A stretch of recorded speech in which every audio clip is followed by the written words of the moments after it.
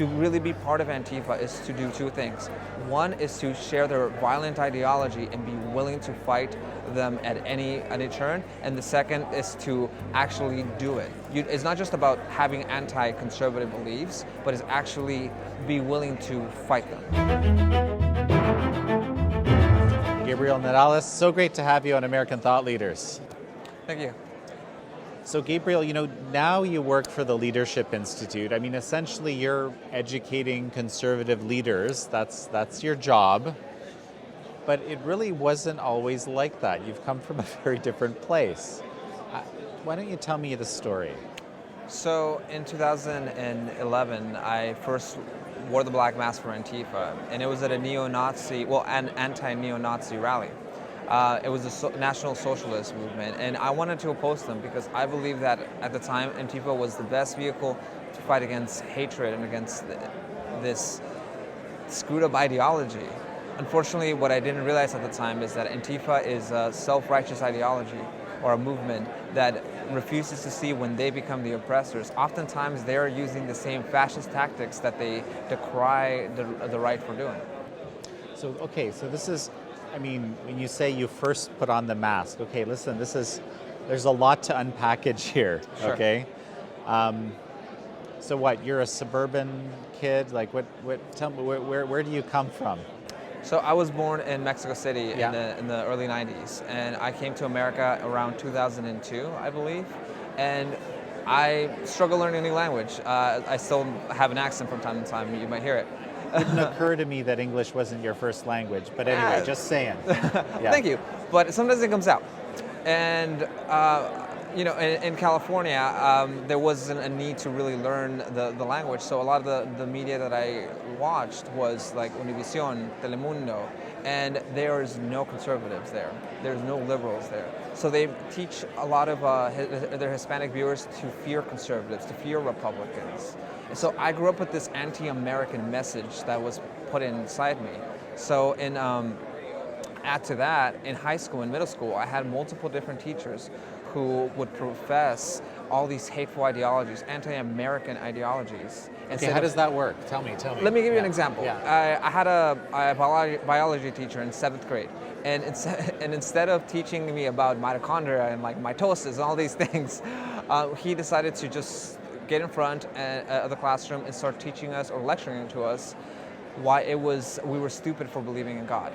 Legitimately, he would just say that you guys are stupid, gullible, and then of course his children were not that because he raised them to be atheists.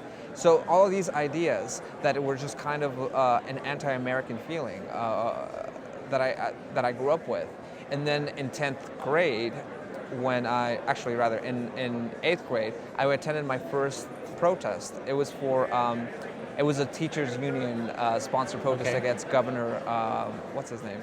The Governor Schwarzenegger. Schwarzenegger, there we go. Yeah.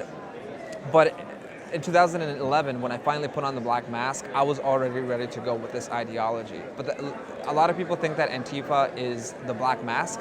That is just one of their tactics. They have multiple others that go behind the scene. To really be part of Antifa is to do two things. One is to share their violent ideology and be willing to fight them at any turn, and the second is to actually do it. It's not just about having anti-conservative beliefs, but it's actually be willing to fight them. So basically you're saying that violence is kind of an inherent part of this organization, and Yes. anyone part of it will be willing to do that, even if Yes. To be part of Antifa, you have to. It doesn't mean that you're preaching violence every day of your life, but if you come down to it, you are willing to do it. For example, I'm thankfully never hurt anybody myself, but at some of these rallies, they work pretty violent. Now, some people would throw rocks or other things at people, and I was always there ready in case it rose to that level. There was one incident in Pomona, California, where we were chasing down a bunch of National Socialist activists, or white supremacists really, and we were just chasing them down the street as they were trying to get into their cars, and I was just there with the mob. But now I just mentioned 2 times that I protested the neo-Nazis. That is only a minute part of what Antifa does, because what they pretend to be anti-fascist, but In fact, that's not who they're protesting most of the time. Antifa was founded as an anti-capitalist movement. That's really what it is. If you look at the history of it, in the 1930s, Joseph Stalin funded the KDP, I think it is, might have that wrong, the German Communist Party, which is where Antifa comes from. To be fair, there is no direct connection between that party and modern Antifa, but they still share a lot of the same imagery and a lot of the same message. So Antifa, you'll often find that they're just fighting anybody who's not a radical socialist, who's not a communist, or anybody who supports capitalism, or even journalists who want to expose them. Is everyone that's part of Antifa, from your experience, radical? Or Yeah, so when I was in Antifa, I can tell you that there's multiple different organizations that make up Antifa, because it's not really an organization. You don't have a card-carrying Antifa member. Okay. You have all of these left-wing radical organizations working under the one banner, typically under the Black Mask. So you'll have the Anarchist Black Cross, you'll have the Animal Liberation Front, or more modernly, I've learned this, it's the Young Democratic Socialists of America, which is a student-led organization that's in about 80 different campuses in, I think, like 26 or 20 or 30 states in the country. So it is, Antifa is something that they kind of hide behind, but there's all these other radical leftist organizations that make up Antifa. have you ever, because you talk about these things so openly, have you ever been threatened for this? Sometimes I do get some emails, but I just kind of delete them. I'm like, whatever. Another thing though, when I'm on college campuses, I have had security or police tell me that they are a little bit concerned. In Illinois, it was McHenry County College. And there was this Antifa, self-proclaimed Antifa member who was tearing down a lot of my posters, and she replaced them with an image of a Trump supporter with being assaulted with a knife, saying like, we beat them once, we'll beat them again. And so the police kind of walked me in and they told me like, look, we're not really expecting anything major, but we do have a plan just in case. But the kicker for that is that this student, because she was a student, admitted to it on Reddit. And then it was later revealed that she was a student worker, yet the administration did nothing to hold her accountable. They said that, oh, we're looking into it, but they never announced like, yes, we're holding this person accountable or nothing. And unfortunately, when universities fail to really hold the Antifa types accountable, they're just sending a strong message to the community that that kind of behavior is acceptable. So you were in the middle of this, right? You were with one of these organizations that was part of Antifa. How did things change? What happened, you know? Sure. So it was in my senior year. I was introduced to Milton Friedman and Thomas Sowell by one of my economics professors. And I will say, I did not agree with them, but I found their ideas very interesting.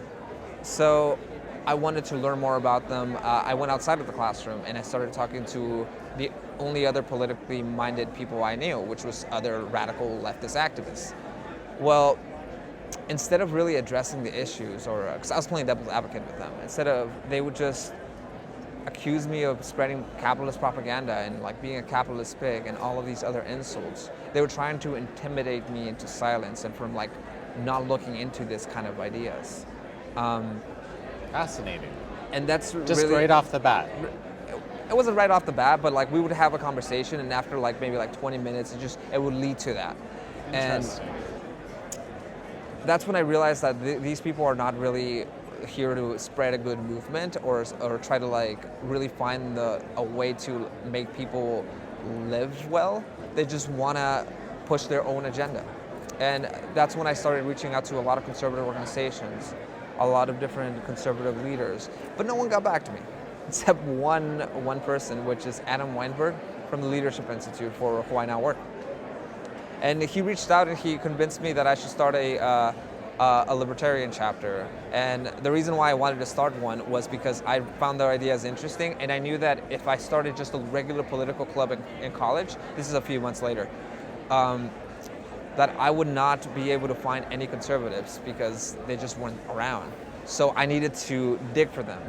And it was thanks to all of my friends there that I had so many conversations with them that I became more conservative, and I became libertarian, and then I became a conservative. Fascinating. So it was just that simple. You got interested. Yeah. You started looking into things. You sought out some people that might give you some ideas, all different ideas, and then kept going on your way. Kept going on my way. And I will say that I think that's what differentiates a lot of people on the left and the right. Unfortunately, so many people on the left want to put people into little boxes to fit their little theories. And if you're brown or if you're black, you have to be a liberal. And if you're not, we don't like you. But conservatives, it's not about what the color of your skin is. It's about what the content of your character. It's about your ideas. And that's really what I experienced from conservatives. Yes, I disagree with my friends at the time, but they never once called me a communist pig like the communists would call me capitalist pig. They were just very friendly people who treated me as a person, not as a political pawn. Very, very interesting. Okay, I mean, this is quite the story. Do people from Antifa or in Antifa ever reach out to you? No, I've been thankful, and I'll say this why. A lot of them don't know my real name. I understand that's part of the rules, right? Like sometimes you don't. Yeah, share. sometimes. For example, there was a specific protest where a lot of people who didn't really know each other, we were all behind the black mask. We would call each other slick. We'd just say, "Oh, hey, slick, come here," or whatever, or just random things. But I have had an opportunity to talk to some more modern members. I have two instances. One is from this girl from the University of Michigan. And she told me that she joined the Young Democratic Socialists of America because she wanted Bernie Sanders to win. And yeah, she did some of that activism, but all of her entire YDS chapter was also part of Antifa. So she marched under the black mask. And it wasn't until she had her own idea that she started being harassed, started being intimidated. And she has a very similar experience that I did. She started reaching out to conservatives, and they took her in. They treated her as a person, not as a political pawn.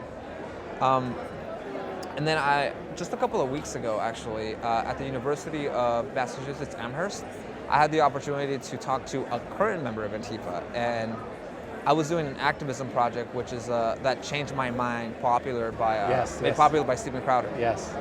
Well, I put Antifa as terrorism, like change my mind kind of thing. And there's this guy who came up to me, he just said, I was wrong, and we talked about it. And the most notable thing I can tell you from that conversation is that he admitted, yes, it's not about fighting fascism, it's about fighting like the capitalist doctrine.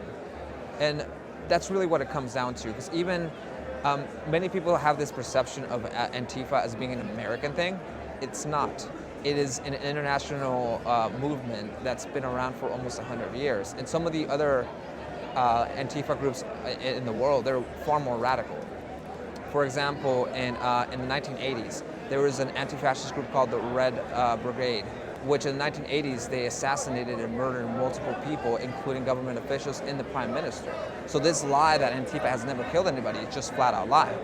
While American Antifa, modern Antifa, has not, they have a history of violence all throughout Latin America and Europe. And my fear is that if we don't put a stop to it now in America, they will just follow their ideological forefathers and start killing people here in America.